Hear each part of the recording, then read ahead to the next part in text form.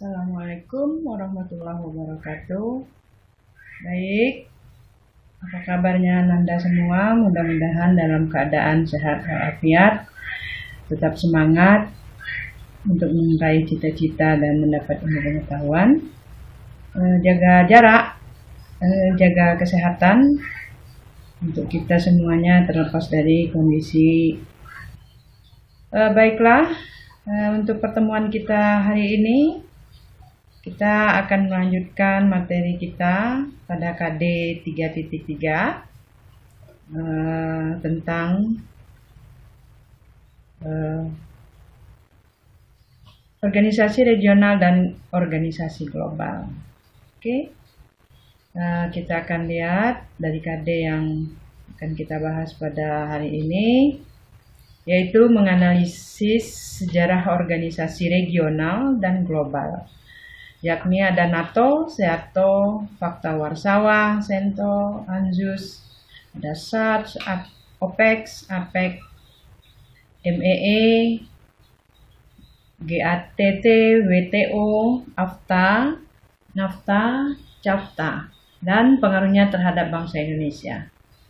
Lalu untuk keterampilannya dari kompetensi dasar ini mampu merekonstruksi tentang sejarah organisasi regional dan global yang tadi Ibu sampaikan, serta pengaruhnya terhadap bangsa Indonesia.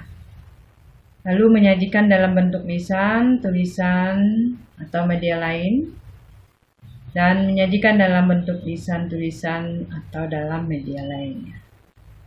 Baik ya, adapun tujuan pembelajaran kita adalah diharapkan Ananda semuanya memahami sejarah organisasi militer, baik regional maupun global, serta memahami sejarah organisasi ekonomi regional dan global. Yang kedua, tujuannya adalah menganalisis pengaruh organisasi militer, baik regional maupun global, terhadap bangsa Indonesia. Nah, tujuan yang ketiga itu adalah memahami pengaruh organisasi ekonomi, baik regional maupun global, terhadap bangsa Indonesia.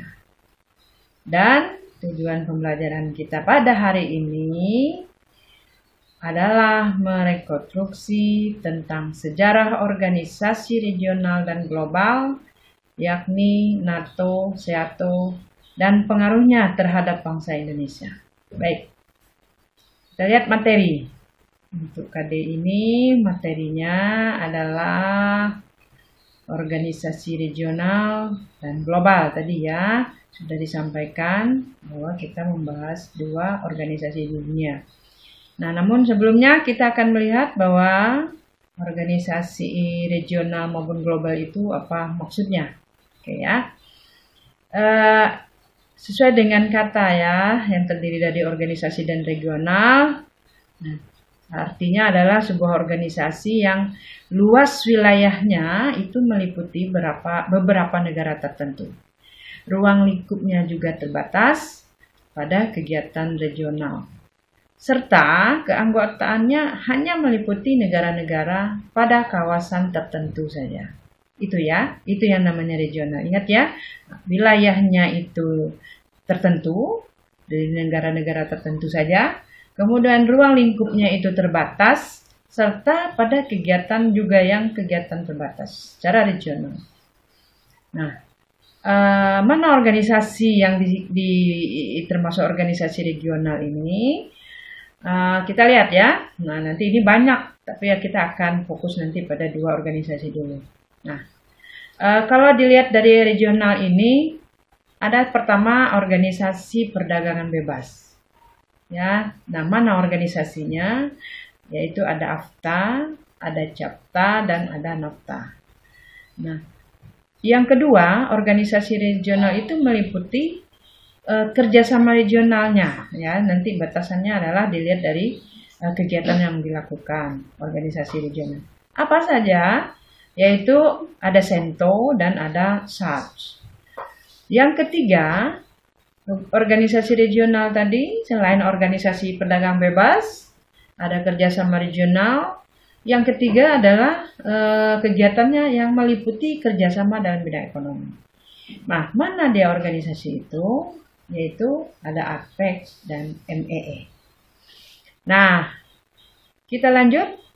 Tadi ingat Ibu belum mengatakan bahwa materi ini kata kuncinya ada pada organisasi regional dan organisasi global.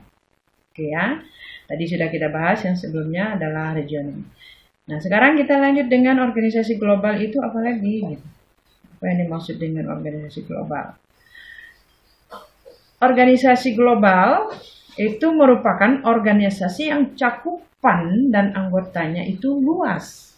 Nah, namanya juga global gitu ya. Ingat ya, dengan yang tadi, cakupan dan anggotanya itu luas, serta terdiri dari beberapa negara di berbagai benua. Nah, apa klasifikasinya? Nah, dari yang tadi ya, nanti diingat antara yang regional sebelumnya.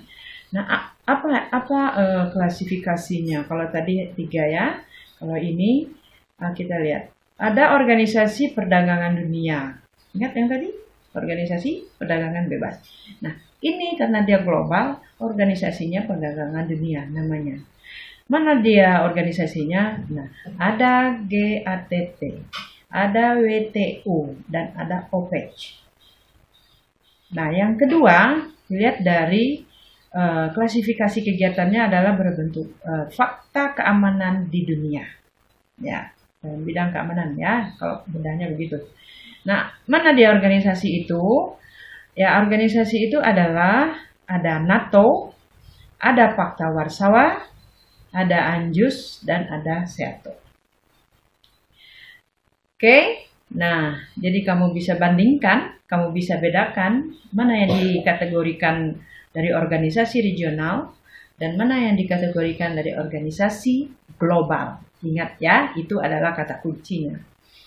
Baik, untuk fokus kita pada hari ini, materi kita hanya membahas 2 saja dulu, supaya kita lebih mudah memahami dengan tujuan maksud yang sudah disampaikan pada tujuan pembelajaran tadi.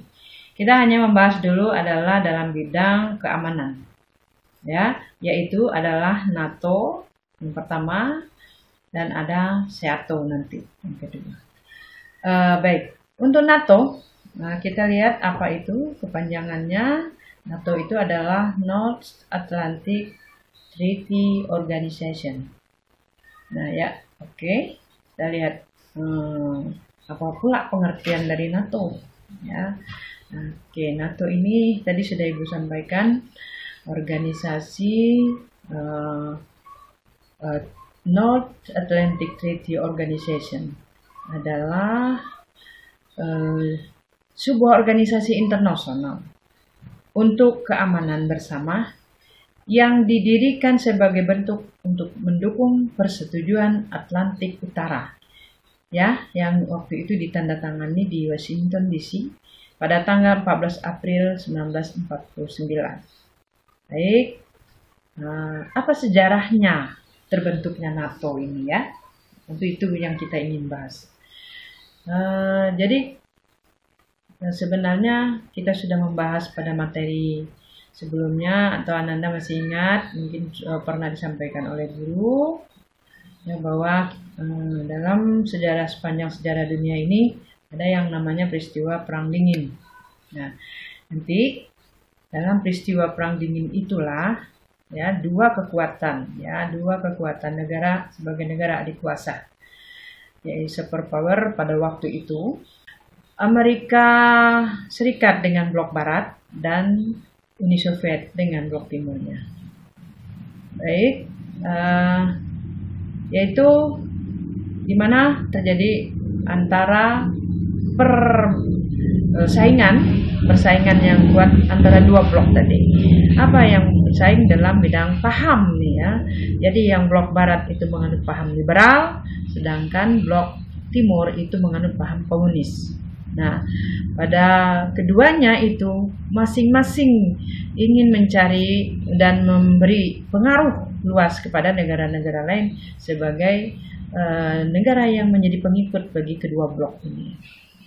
Ya, kemudian Kenapa? Karena mereka memiliki musuh yang sama, yaitu fasisme, ya. Ini yang kita lihat dari akibat Perang Dunia Kedua itu. Baik, nah karena mereka ini menjadi satu kekuatan yang di dunia pada waktu pasca Perang Dunia Kedua ini, antara paham yang mereka bawa, yaitu liberal dan komunis, mereka saling bersaing untuk menjadi kekuatan yang ingin menjadi dan diakui sebagai negara yang menguasai dunia. Nah, satu dengan lainnya ini mereka saling memberi adu kekuatan. Nah, adu kekuatan pada era Perang Dunia Kedua itu sudah tidak lagi seperti perang-perang yang terjadi pada era sebelumnya, yaitu mereka adu senjata, melakukan kontak senjata dengan kekuatan mereka, tapi mereka langsung pada medan perang. Nah, untuk Perang Dunia ini, dunia sudah melihat bahwa itu tidak mungkin dilakukan. Maka mereka mengadu kekuatan dalam berbagai bidang. Nah, salah satunya yaitu masalah keamanan. Mereka memiliki pangkalan keamanan masing-masing dengan kekuatan mereka masing-masing, dengan persenjataan yang mereka siapkan masing-masing. Maka dari itu, dari kelompok blok barat liberal yang dipimpin oleh Amerika Serikat, maka mereka memerlukan adanya suatu pangkalan keamanan bagi pertahanan diri mereka jika pada suatu waktu mereka akan terjadi pertempuran hebat. Nah, inilah dia yang kita bahas, yaitu NATO tadi. Ya, NATO tadi yang fokus pada perhatian dalam bidang pertahanan negara-negara di Atlantik Utara. Nah, apa tujuan dari dibangunnya atau didirikan organisasi NATO? Adalah agar terjaga perdamaian dan keamanan bagi para negara anggotanya, ya, yang tadi dalam kawasan Atlantik Utara. Dalam bidang politik, dalam bidang militer, dalam bidang pertahanan, dan dalam hal kekuatan persenjataan yang mengancam mereka. Jadi begitu mereka berupaya untuk memberikan kekuatan fisik mereka. Nah, adapun tujuan lain, yaitu dengan tujuan dapat memberikan penyelesaian sementara dengan damai. Itu maksudnya. Lalu dapat mencegah pemakaian kekuatan militer dalam hubungan internasional. Lalu menghilangkan persengketaan politik ekonomi internasional, melakukan peningkatan kerjasama ekonomi. Baik, kita lihat anggota yang berada di kawasan kawasan Atlantik tadi adalah seperti sudah jelas Amerika, dan sekutu-sekutunya. Baik, kita akan lihat lagi dengan tujuan bahwa mereka menjadi yang terbaik dari musuh atau negara-negara yang berseberangan, yaitu komunis. Anggotanya dengan pimpinan Amerika Serikat ada Belanda, ada Belgia, ada Denmark, Islandia, ada Kanada, ada Prancis, Portugal. Nah, apa pengaruhnya NATO bagi Indonesia? Bahwa organisasi keamanan dunia ini pada masa itu adalah mendapatkan ada berbagai sambutan, bahkan ada kontra, ya, karena ini berkaitan dengan keamanan dunia. Nah, bagi Indonesia pada awal-awalnya adalah dapat menerima kehadiran NATO, ya, walaupun kita lihat akhirnya juga banyak yang kontra terhadap peran NATO di Indonesia, atau dalam pengertian pihak Amerika dalam penanganan keamanan di Indonesia, ya. Nah, setidaknya NATO itu pernah membantu dalam menjaga keamanan negara Indonesia. Lalu saling bekerja sama dalam hal militer dan intelijen sehingga dapat saling bertukar informasi. Nah, lalu kita lihat bahwa perannya kini NATO menjadi satu-satunya yang menentukan komando dan kendali atas seluruh operasi militer. Baiklah, kita lanjutkan dengan organisasi yang kedua, yaitu SEATO. SEATO atau Southeast Treaty Organization ini adalah merupakan Fakta Pertahanan Asia Tenggara. Jadi pertahanan di Asia Tenggara, yaitu dalam hal untuk pertahanannya, untuk pertahanan kolektif ya, yang ditandatangani pada tanggal 8 September 1954 di Manila, Filipina. Jadi ini adalah organisasi yang pertahanan keamanan di kawasan Asia Tenggara. Nah, lembaga ini dibentuk pada pertemuan Mitra Perjanjian di Bangkok pada bulan Februari 1955. Ya, ini adalah untuk memblokir adanya berkembangnya komunis lebih lanjut di kawasan Asia Tenggara. Nah, kalau markas besarnya itu berlokasi di Bangkok atau di Thailand. Oke, nah, namun SEATO kemudian dilihat dalam perkembangan sejarahnya setelah terjadi perubahan besar. SEATO ini tidak bisa bertahan karena organisasi ini dianggap menjadi musuh besar daripada komunis ya, komunis yang juga mulai merasuki ke wilayah kawasan Asia Tenggara. Kemudian meskipun beberapa upaya yang dilakukannya oleh negara-negara yang berada di kawasan Asia Tenggara itu untuk memperkuat pertahanan keamanannya dalam konteks organisasi SEATO itu. Misalnya ada melakukan pembahasan keamanan bagi negara-negara yang masih menjaga dalam mempertahankan kemerdekaannya, misalnya di delegasi Konferensi Asia Afrika tahun 1955. Nah, kemudian kita melihat bagaimana sejarah berkembangnya SEATO itu ya. Kita lihat dari adanya pada saat Prancis yang terdesak pada Perang Indochina pada tahun 1954. Nah, lalu pada perang tersebut Prancis kalah dari perang dengan Indochina ini, sehingga akhirnya Indo komunis ini semakin menjalar menguasai daerah-daerah yang ada di kawasan Asia Tenggara ini. Kemudian akhirnya Amerika Serikat berupaya membantu Perancis dalam mengarungi atau mempertahankan diri dari pengaruh komunis atau perang dengan Indochina di kawasan itu. Kemudian untuk membentuk komunis di Asia Tenggara, Amerika Serikat kemudian makanya meminta untuk menggagas adanya suatu organisasi yang bisa membentuk pengaruh komunis itu. Makanya berdirilah ya SEATO ini ya. Nah, lalu gagasan Amerika ini tentunya mendapat tantangan. Meskipun begitu memang mendapat tantangan dari negara-negara yang ada di Asia Tenggara ini seperti Burma, Pakistan, Sri Lanka, India, dan Indonesia itu sendiri. Maka dari 5 negara tersebut menggelar pertemuan yang dilakukan di Kolombo untuk mencari solusi. Indochina karena memandang gagasan Amerika lebih mengarah ke perang daripada mewujudkan perdamaian. Nah, ini sejarah perjalanan SEATO itu. Jadi SEATO tadinya dianggap untuk membantu kawasan Asia Tenggara dalam menjaga keamanan, tetapi dalam satu sisi lagi di negara-negara kawasan 5 negara yang ada di Asia ini, salah satunya adalah Indonesia, menganggap bahwa SEATO yang digagasi oleh Amerika Serikat itu dianggap itu bukan semata-mata untuk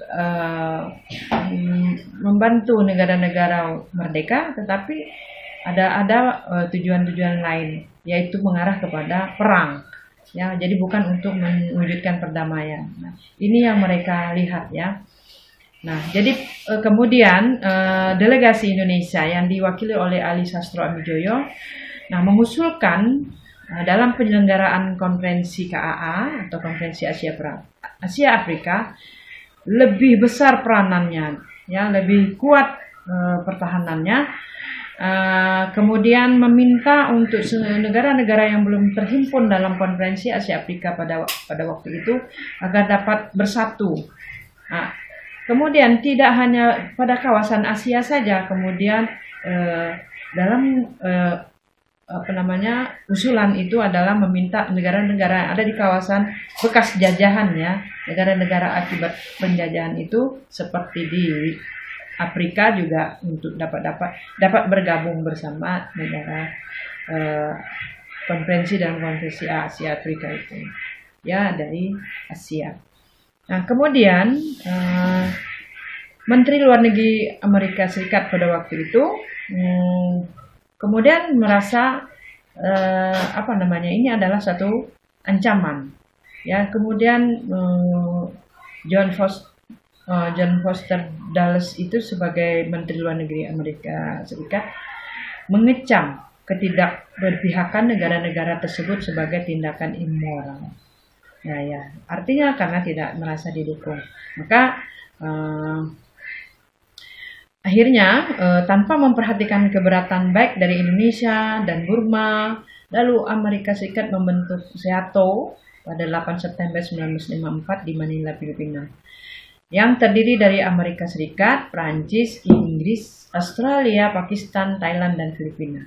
Nah, ini tolong kamu ingat bahwa yang tadinya keinginan untuk membentuk pertahanan keamanan di kawasan Asia Tenggara akhirnya berubah menjadi pertahanan dari negara-negara yang berada di kawasan Amerika maupun di Eropa yang mereka berada di Asia.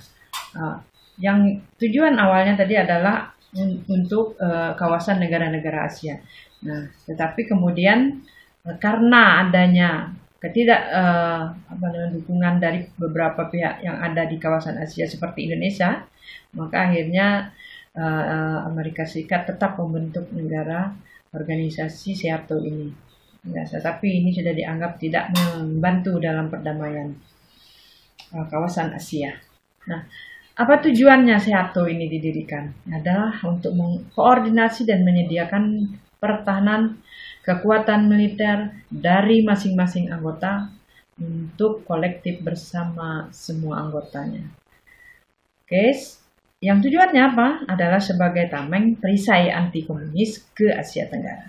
Jadi hanya sebagai tameng saja, atau sebagai maksud lain lah dari tujuan Amerika itu berada di kawasan Asia. Padahal tujuannya adalah dia ingin perang terhadap komunis itu sendiri dengan tujuan niatnya menjadi negara dikuasa, yaitu kelompok blok liberal.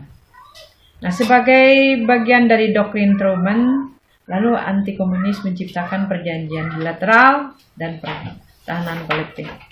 Baik, ya, Ananda semuanya, kamu sudah melihat bahwa adapun materi kita pada hari ini,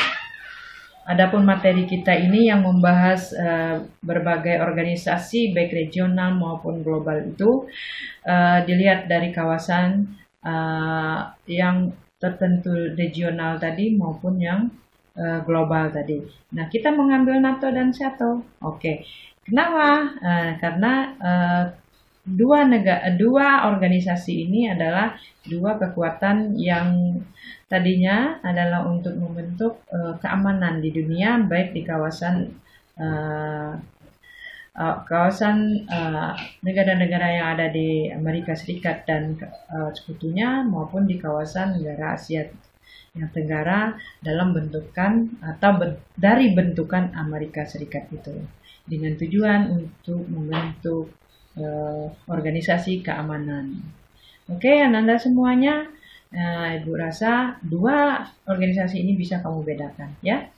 Baik, untuk pembahasan hari ini cukup sampai di sini. Nanti kamu akan analisis, lihat materinya, dan kembali kamu buat kegiatan yang menjadi tambahan dalam catatan kamu dari apa yang sudah Ibu sampaikan pada pagi hari ini. Terima kasih, tetap semangat. Assalamualaikum warahmatullahi wabarakatuh.